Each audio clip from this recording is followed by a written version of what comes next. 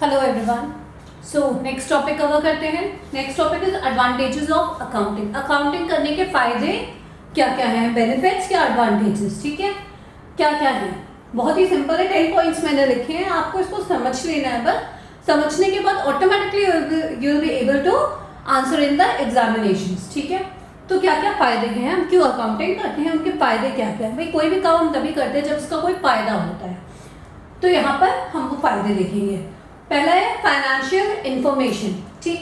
सबसे पहला फायदा क्या है, कंपनी की फाइनेंशियल इंफॉर्मेशन हमको पता चल जाती है। जो भी कोई काम कर रहा है, जिसकी भी कंपनी है, उसे ये फाइनेंशियल इंफॉर्मेशन पता चल जाती है कि वो नुकसान में चल रहा है या फायदे में चल रहा है, ठीक है। Second is assistance to management, जो मैंने ऑब्जेक्टिव्स के टॉपिक पे भी कवर किया था। अभी मैं वही बता रही हूँ कि असिस्टेंस टू मैनेजमेंट यानी मैनेजमेंट को डिसीजन लेने में हेल्प मिलती है अकाउंटिंग से। तो ये बहुत बड़ा फायदा है मैनेजमेंट के लिए। अकाउंटिंग करने का बहुत बड़ा फायदा है कि मैनेजमेंट को हेल्प मिलती है। वो जो बैलेंस शीट होते हैं, प्रॉफिट एंड लॉस होते हैं, उनको देख के वो डिसीजंस ले सकते हैं। Replaces memory.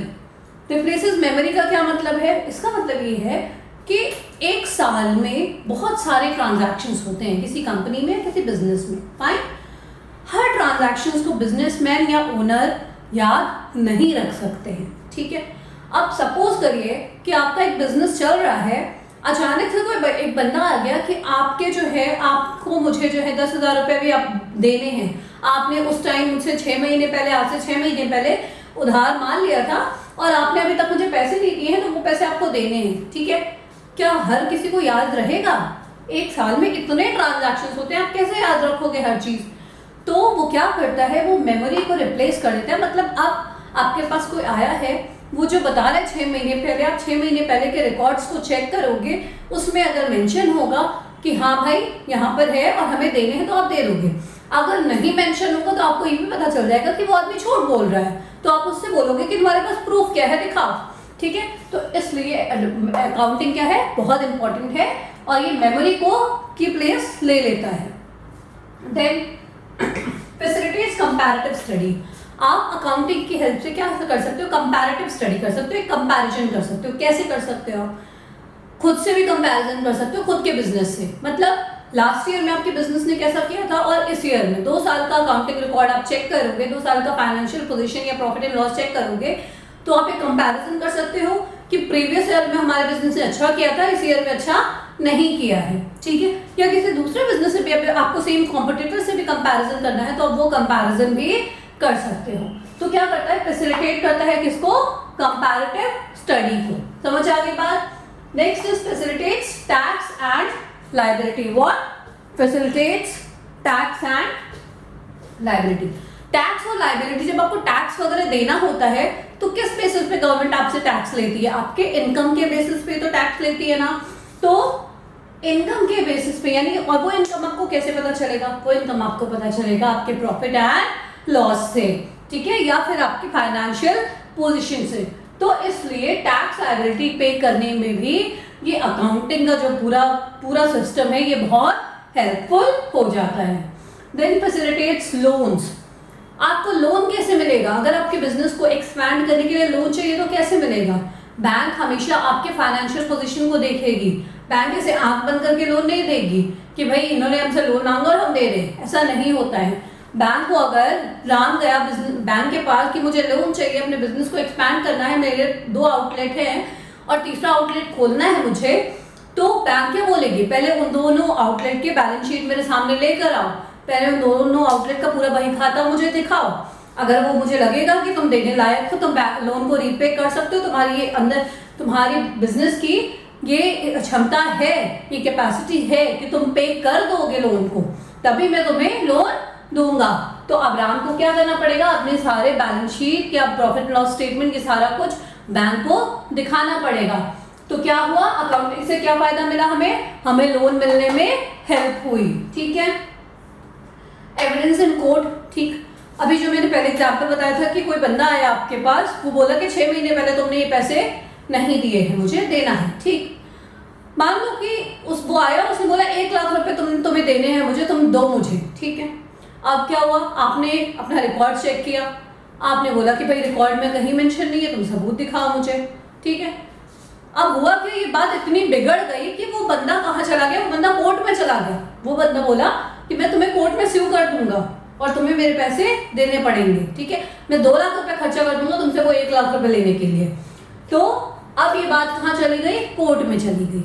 अब कोर्ट में आपके पास क्या सबूत है, क्या दिखाओगे आप यही सारे जो मैनेज करते हो प्रॉफिट एंड लॉस अकाउंट, जो फाइनेंशियल स्टेटमेंट, वही सारे तो दिखाओगे कि भाई ये सर जज साहब हमारा ये जो है ना ये पूरा सिस्टम मेंटेन है और हम एक एक चीज को मेंटेन करते हैं अकाउंट्स में, और आप इसको प्रॉपरली डेट वाइज आप चेक कर सकते हो।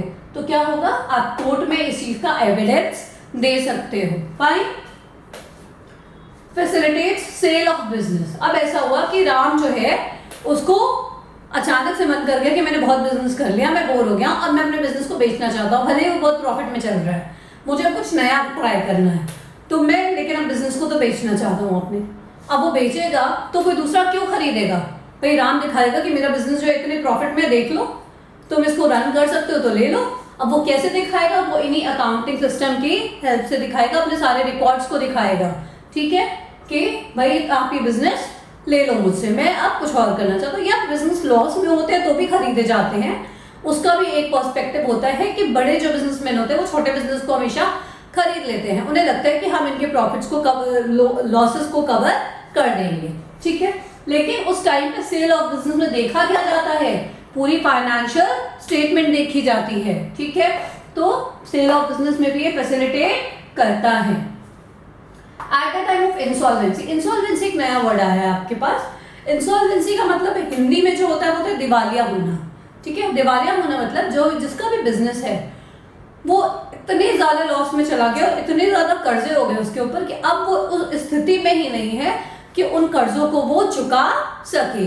उसने साफ साफ घोषित कर दिया कि भाई मेरे पास कुछ भी नहीं है, आप मेरे से मेरी सारी संपत्ति भी ले लो, उसके बाद भी मैं अपने कर्जों को नहीं चुका पाऊंगा।